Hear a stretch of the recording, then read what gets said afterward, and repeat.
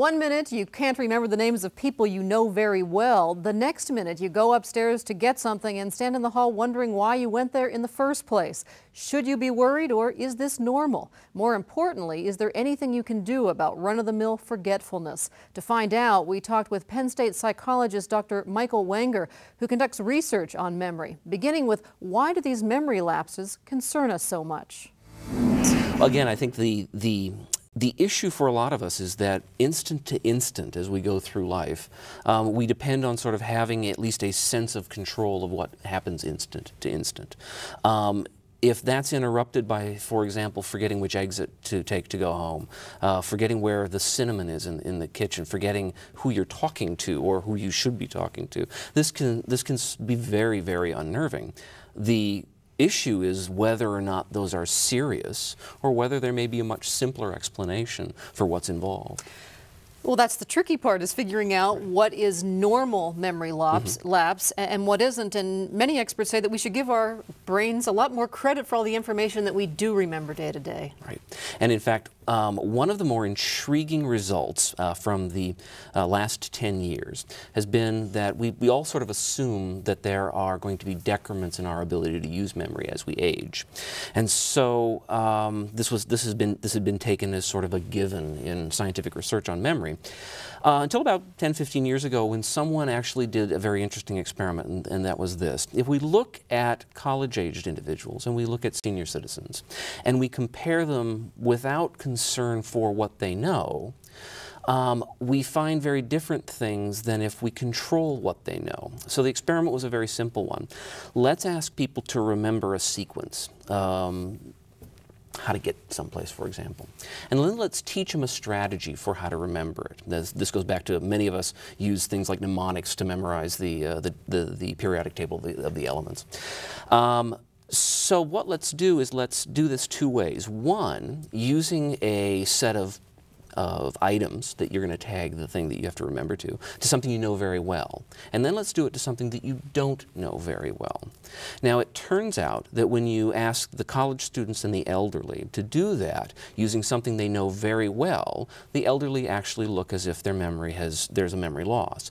If you put both of them in a situation where they don't know the things that they're supposed to associate with very well, then the senior citizens actually do as better and sometimes better than the college-age students, which gets to the whole issue of there are a variety of ways in which you can behave as if you've had a memory loss that aren't really memory losses.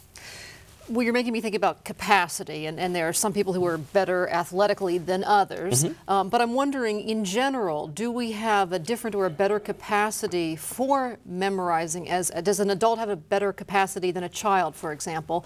And is it because they can build on or at least attach memories to other material? Right. One of the sort of baseline rules in understanding how memory works is that as we gain new information, we organize it on the basis of what we know.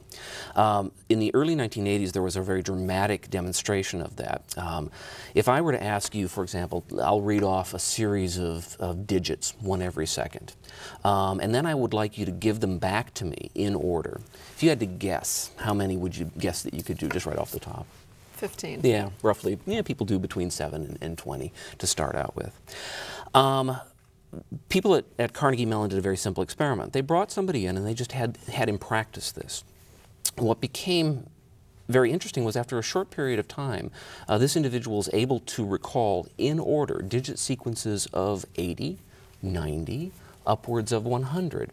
Now, when they started trying to figure out how he was doing it, this individual came into this study as a competitive runner. And so what he was doing was using sequences of numbers to organize what was coming in. So he was using what he knew to organize what he wanted to remember. And so if you then say that, well, adults know more about the world than, say, children, then it follows that the more knowledge you have, potentially, the better able you are to organize what's coming in and thus look as though you have better memory. People often also talk about memory as kind of a muscle.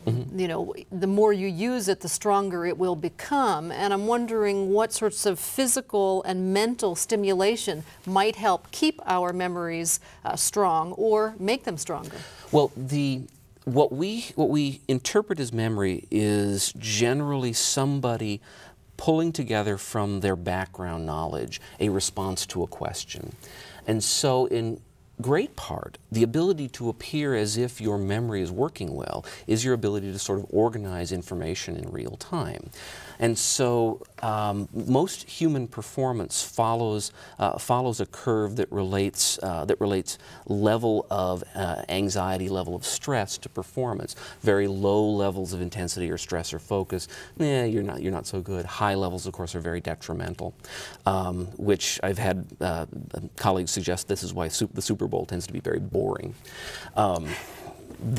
So anything that puts you as a human performer in a range where you're sort of optimal for organizing the environment is going to help you appear as if you have good memory.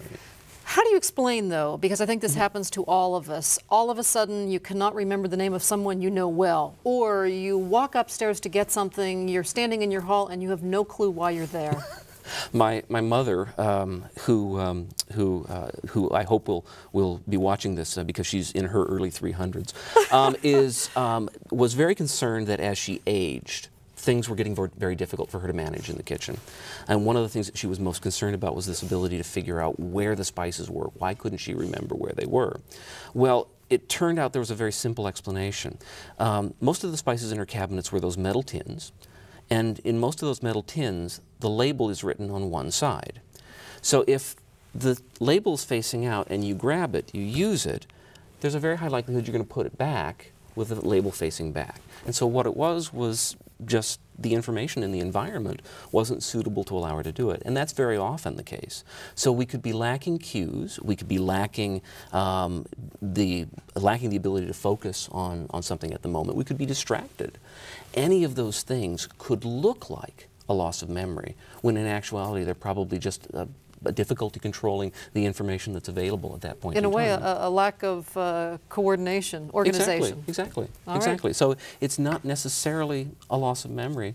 It's more along the lines of managing the information that's available at that moment. And on that note, we're out of time. Thank you very much for talking with us. Yeah.